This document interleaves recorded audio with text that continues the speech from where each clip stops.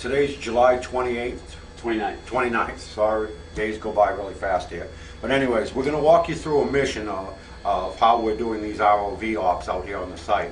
Port Nicholson is below us right now, and we're going to go through a mission so that everybody watching this can understand what we're doing out here. And Kevin, basically, why don't you tell Gary or tell the people back at home how we set up for these missions. Well, once we figure out a strategy of what we want to do on the ship for the mission starts right here in this room in front of this chart. To get a view of this, this is the position of the Port Nicholson, and it doesn't look like a ship, but every one of these dots is a high point. This line right here is actually the keel of the Port Nicholson from the bow to the stern, usually stern to the bow. So where we are operating right now is, of course, about midship, where the ship is located right now. What I'll ask Gary is, depending on the mission, is he'll go, "Where do you want to be, Kev?" And I'll tell him, "This is my favorite spot right here. Have the ship positioned on the keel side of the ship, so the ROV only has to go 50, 60 feet to get to the keel, and then we can hop up on top of the ship and then go to any point on the superstructure side." Superstructure side is very, very high dense debris, very dangerous for the ROV, so we like to be on the keel side. Now, once I give Gary a position that I want to be in, then he takes over what he needs to do up here, which is getting the position of the ship. If you film out to the buoy off the stern out, we have a large anchor out there, over 10,000 pounds, that holds the stern in place. We've got a cable going all the way to it. Then to get the position, Gary's tied to that, and then he's going to get our bow anchor in position where we're going to stay put. And I'll let Gary explain a little bit about what that takes, because I don't really know what happens, because once I give him that position, I go get the ROV ready, and he starts making things happen up here. So basically what we do is like Kevin said, we hook up to our stern anchor here, and then we basically motor over the wreck. Now this circle right here is just the high spots that we got off of a depth finder. I know it doesn't look like a shipwreck, but that's just the high spots. There's debris all over that place.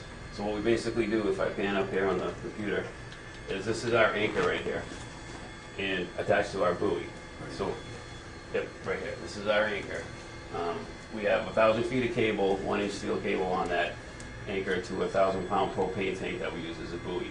What we basically do is hook up to that on a stern winch, and I motor straight down as best I could. Sometimes the wind and the current prevents us, that sometimes they have to go around. That's what all these little lines are here. We basically, as Kevin said, this is the sweet spot where he likes to be right here. But on this side, this is our ship now. Yes. So basically what we do is All right, Mark 5, I think we've shown this to you before. During pre-play, what we're going to be going through is we're going to make sure every single electrical connection is on, check the motor mounts, make sure they're still stable, checking your lights. This is the camera itself, and of course we've got our new manipulator arm, which actually gets us out of a lot of trouble and has the ability to pick objects up. This is what we call our step arm. This is a fixed claw. This has the ability to do one manipulation, open and close. That's it. This one has 5 manipulations. But we keep this on here as a secondary so that if we lose power to this one, we still have the ability to untangle ourselves or pick an object up with this guy. These are brand new lights that we just installed. They're LED lights. They're kind of expensive. What they do is they whitewash everything, and they have the ability to actually clear up some of the snowflaking effect that we have down with the biological particles floating around the ocean. And of course we have halogen up here that really like to show up. As far as the pre-flight goes, it's just checking to make sure that we don't have anything sticking outside the frame to entangle, and make sure that every possible thing that can go wrong has been taken care of. And if you bring it in, I just want to show you some of the scarring that we have on the ROV. If you look all along these bumpers, you can see a lot of rust marks. These are all scar marks, and even cuts into this heavy plastic of bumping into Port Nicholson, bumping into debris down there, cables from fish nets, you name it, we've seen it. It's just a heavy debris field. I mean, just like you expect a shipwreck to be.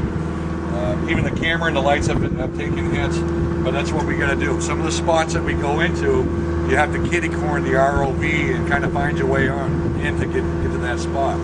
Our field of vision out of this camera is only 20 degrees, so I know Greg has described it to you before. You know, it's like looking through a paper tube and walking around your house. But where it's a shipwreck, it's like walking into a house that's been wrecked by an earthquake and trying to find your way into the living room through a paper tube. So this thing does take a lot of hits, but that's what it's designed to do, and it's been very functional. And what I like to do is show the manipulator a little bit. Ryan, you're in there, you got that powered up? Power, yeah, go ahead and move the manipulator around, show them the functionality of that. Brian's on the controls of the manipulator right now, and he'll fire this up for us.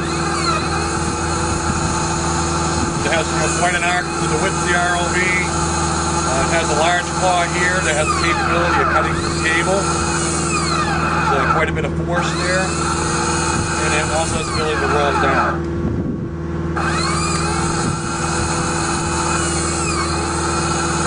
You can actually reach objects down below, and can reach all the way over here. We added a modification to the ROV. If you look right in here, you can see like a basket or a glove compartment. We built that in there so that if the ROV does have an object, it can actually tuck its arm back into a protected position with an object in there and block it in. We've used that a few times to explore, bring up a couple of artifacts already. You can see, this is where we'll have it out to pick up an object. This is what we call a protected position. Help it keep it out of the way. These are the hydraulic, it's run by hydraulics, and these are the lines to it. And we've actually, this is a weak point of this design because I can break these, cut these, or whatever. We've even had fish bite them. Not sure why, but they do. Anyways, Alex, why don't I bring you in the ROV room and we'll show you some of the footage that we got in the past couple of days.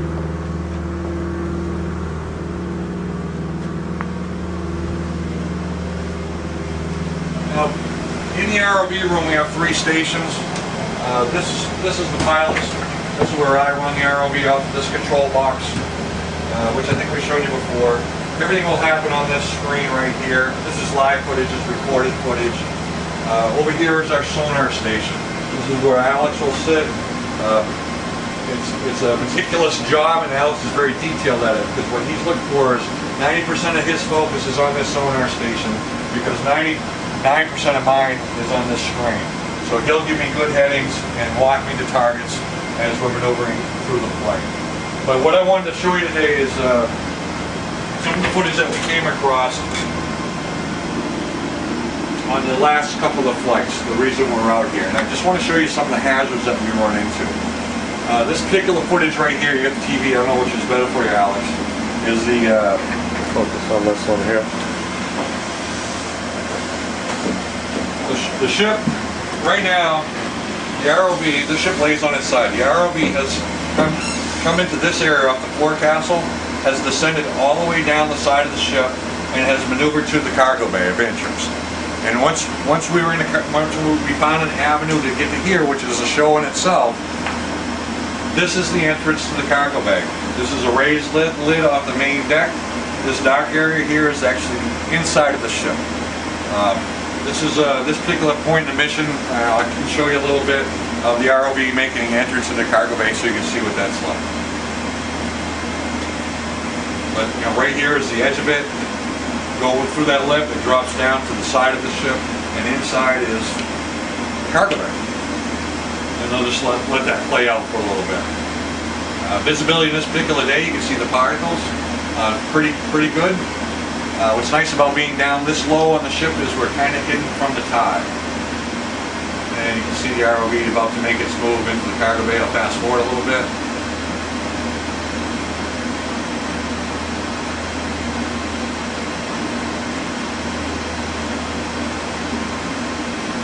And here's the inside of the ship. We've just backed into it, and now we're looking inside.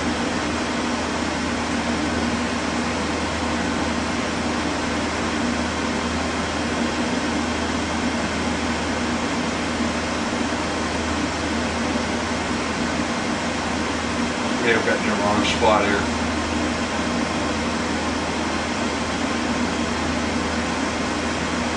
Alright, let me freeze it right there. Yeah, we got 11:01. Let me bring it up to 11:01 where we're in the cargo bay a little bit farther.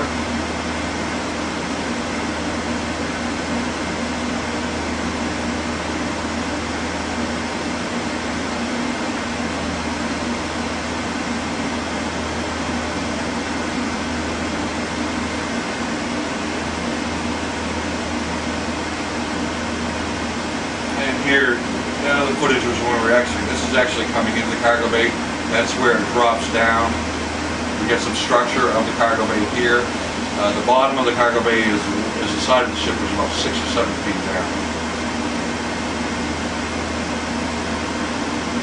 As you can see the transverse beams of the side of the hull. This looks like probably wood decking that used to be there that's deteriorated. And we're at a depth of about 649 feet here. What we're doing here is taking a look at the entry point so that when we come back, we'll know what to look for to gain exit. And as you can see, we're descending down into the cargo bay a little bit. You can see the sidewall is covered in a little bit of sand, but it's not deep, it's a small bit of sediment. And you can see some of the wreckage that we're starting to spot inside the cargo bay. And this is just inside the entrance right here. What we need to do is go deeper into the ship, which I'll show you in a moment. You see some of the dusting effects that occur.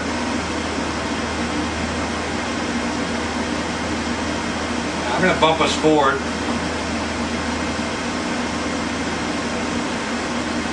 to 11:43, about 40 minutes after that particular footage as we were exploring the bay.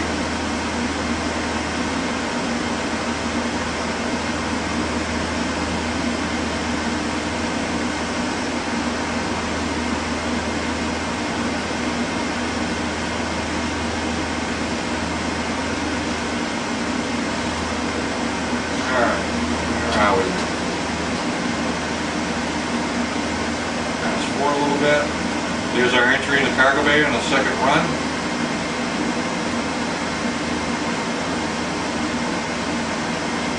Fast forward. And we're making entrance to this object right here. Okay, what this object is we've moved into the ship about 16 feet. This is the second deck cargo bay. This is what they call the tween deck. This is to further enter into the ship. And we're slowly mapping out how to get deeper and deeper into the hull. This particular cargo bay entrance, very similar to the other one, raised deck portion. The deck is missing because I believe it's made of wood. And you can see some of the wreckage beyond it. What you're seeing right here, from an ROV point of view, the Mark V designed by Nicholson, this has never been done. Entry into a ship. And here we are, we're already gaining access to 16, 17 feet. What it's also doing is the sonar's picking up what's deeper so that we can keep continuing going.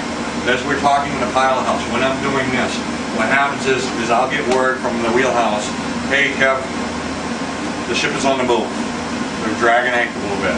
So then we've got to evacuate the area, and this is what will pull us out of a position like this where we've already been in here for 45 minutes and we have to get out.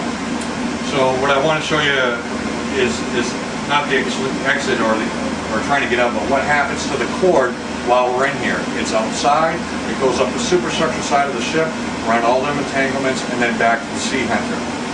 So what I'll bring you up as we were getting out of the area and show you what we find when we're trying to get back home while the ship is on the move.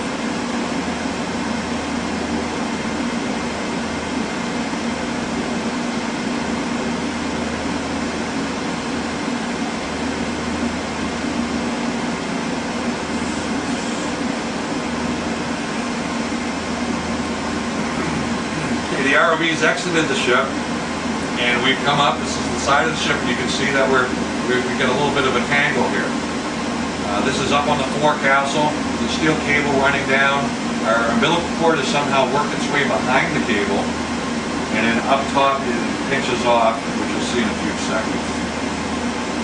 We have another entanglement here on a rail, and any one of these entanglements can pin this ROV down on the bottom, and it'll be there forever. So as we exit the ship, we can allow ourselves time to be able to make these entanglements. It can take us as long as an hour to get some of these undone. I can really see the problem here. This cable runs up along the side of the ship. Of course, it weighs quite a bit. Our cable has worked itself behind it and has pinched quite tightly into this position. this is a huge problem. Because right now, if the anchor breaks free, the ROV is not going to be able to get out of this situation. Now what I'm going to do is I'm going to fast forward it, Alex, up to where we actually make a move to untangle it. The ROV's, working the problem. And that was that. And you can see Brian moving the manipulator out around the cord, so we're actually grabbing the cord and hugging it, and then we'll pull it down out from the pinch point. Then the ROV will swim out around the cable, and we'll get out of there.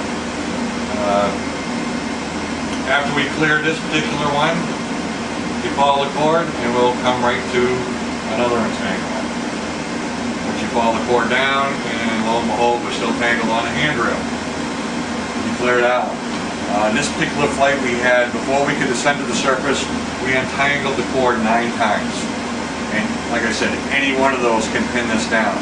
So the choice of the avenue to get to these cargo space is critical, so that we don't get entangled. We know we are, but we want to try to limit it and give it the best success chance it can have. And at the same time, Gary's up in the wheelhouse trying to make sure that we don't pull it and make this kind of situation worse. This limits my time in the cargo bay. The window of opportunity is so short sometimes to make sure none of this is going to happen.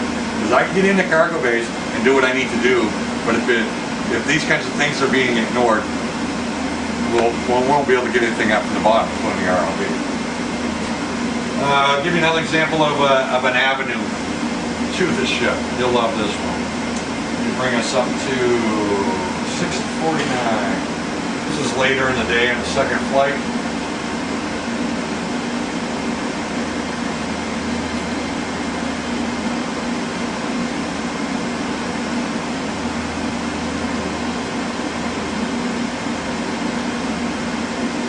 One more example of what we're dealing with down there. In this particular footage, the cord is hung up yet again. And where it's hung up, right above here, the ship is laying on our side, the bow rakes up the cord due to the currents. We've gone around the ship, around the bow. The current dragged the cord underneath the ship.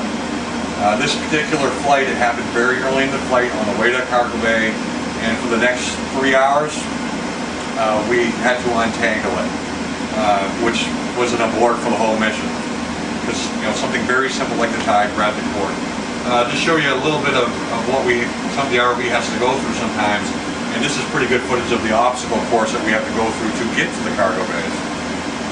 Cord, this is, like I said, this is the ceiling like here is actually, we're flying under the ship.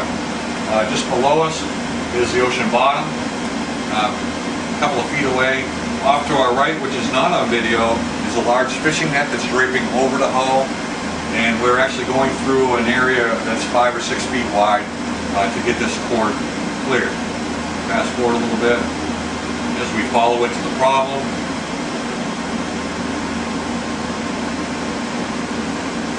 Here we are coming around the other side of the ship, so we've gone 75 feet under the ship, and this will show you a really good, clear, what obstacle course that the ROV has to travel through to get to the footage I just showed you in the cargo bay.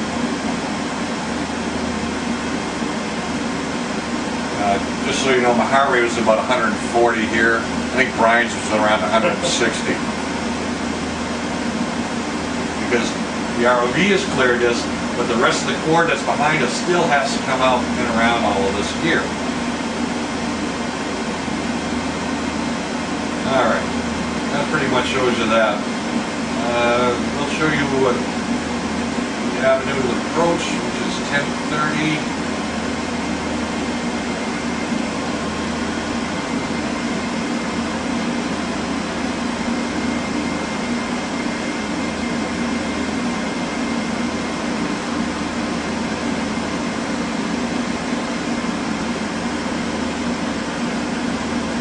Okay, we're up on the superstructure here. What I want to show you on this particular thing on a mission is we're on top of the ship and we're going to make a descent down to the cargo area.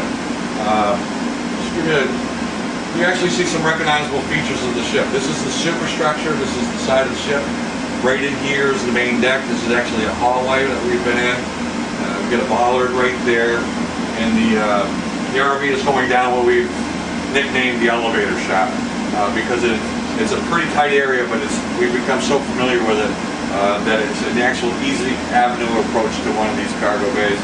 And as you can see, we're making the descent now. We're about 20 feet below the rail right here. This is a railing system from the next deck up. You can see a porthole coming into view, which was actually, look at it, these portholes right that are going down right here. The RV's on this portion of the ship and descending. This is a boom stand from one of the cranes that is no longer there, is laying on the bottom, along with all of its cables, which creates those jungle gyms. I'll let that continue down through.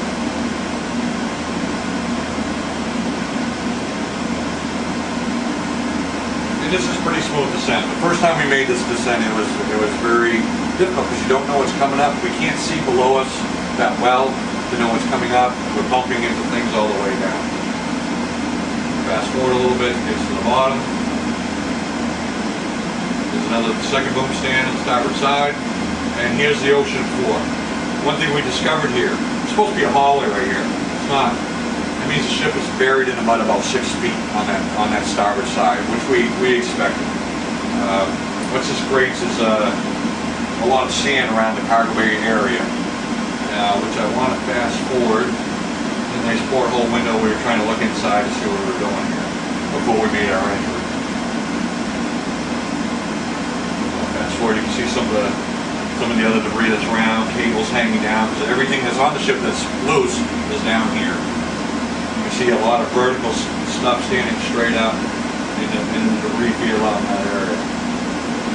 And I'm going to take that off right there. We're going to jump it up a couple of minutes.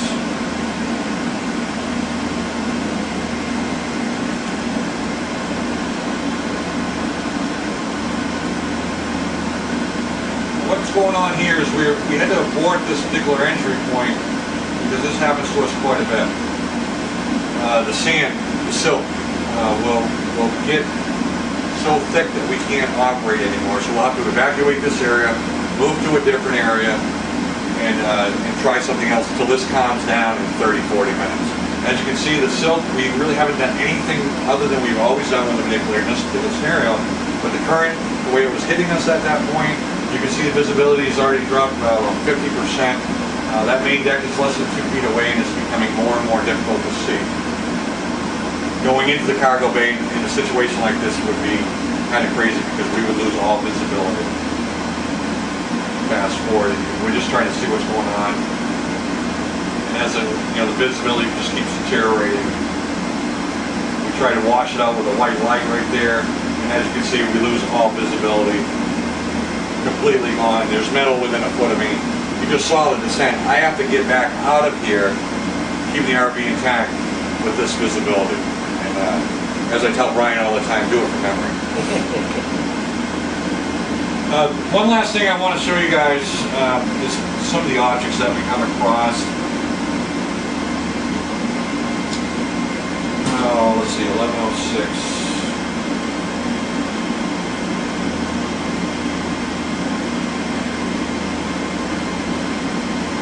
This is a pretty cool object. As you know, we were looking for ingots, and this one kind of showed up pretty good. I'll give you guys a sneak peek at it.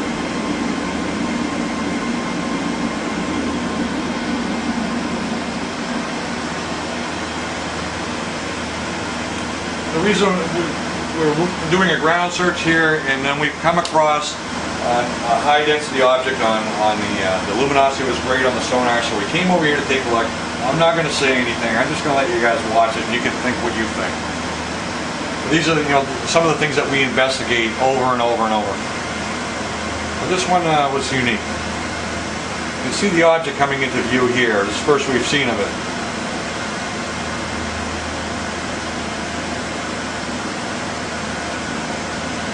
And I have to admit, the excitement level was getting kind of high right here.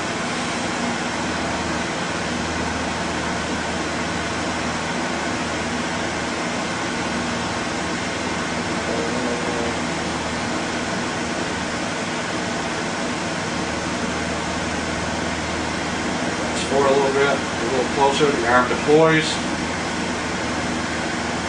Again, Brian's, setting it up so that he gets in position so that when the RV gets there, it'll be all set. There's a nice close view of it there.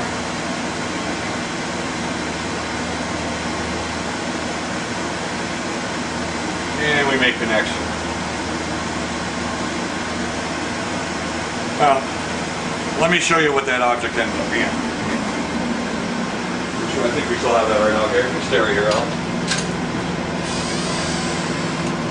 That object turned out to be this. What this is, unlike what we see in the video, which I'm sure you just had the same thought that we did when we approached it. This is a boiler brick from the boiler. However, we did bring it up to the surface because we wanted to go through a test of the claw to make sure that it could handle an object of this size, that weighs over 10 pounds, and we had no problems. The ROV was more than capable of doing this, which really gives us a lot of reinforcement of bringing something out that's twice as heavy as this. But unfortunately, we were very excited the same way you probably were a moment ago when you saw it, but it did turn out to be a brick. But we investigated these targets over and over and over. But anyway, I just want to describe what we go through on a mission. Showed you some of the hazards we got today and what we go through on a daily basis. Yesterday's missions, we started at around 7 in the morning.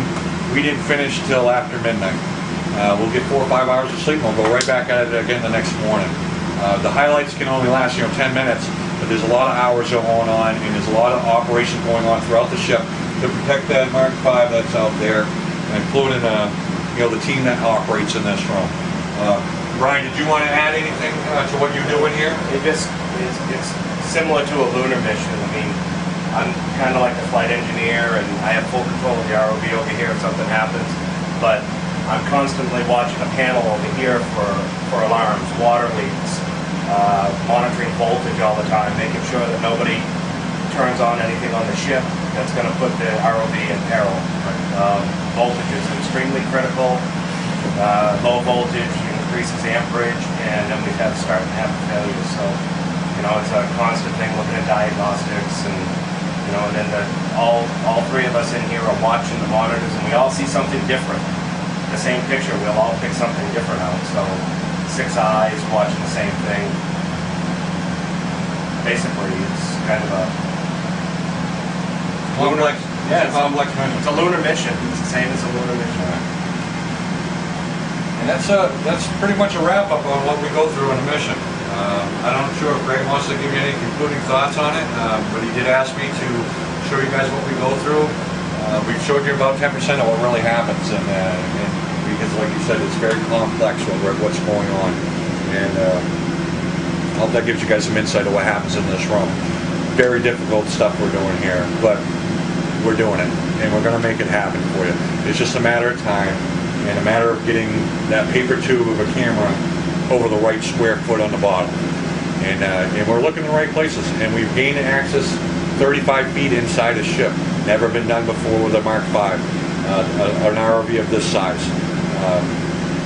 The team that we have here, the equipment that we have here, it will happen. It's just in the right spot at the right moment. Oh, yeah. Our windows are limited, and that's why it does take time. But we'll make it happen.